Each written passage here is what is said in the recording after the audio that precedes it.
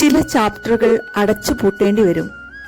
Paulo കൊയ്ലോയുടെ ഒരു വാചകമുണ്ട്, ചില വാതിലുകൾ അടച്ചിടേണ്ടി വരും. അത് അഹങ്കാരം കൊണ്ടല്ല, ദേഷ്യം കൊണ്ടല്ല.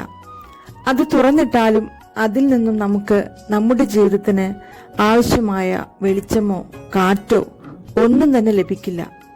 പക്ഷേ മനുഷ്യന്റെ മനഃശാസ്ത്ര പ്രകാരം നമുക്ക് ആവശ്യമില്ലാത്ത ഇടത്തു നിന്നാണ് വെളിച്ചം തേടാൻ ഒരു ടെൻഡൻസി ഉണ്ടാവുക.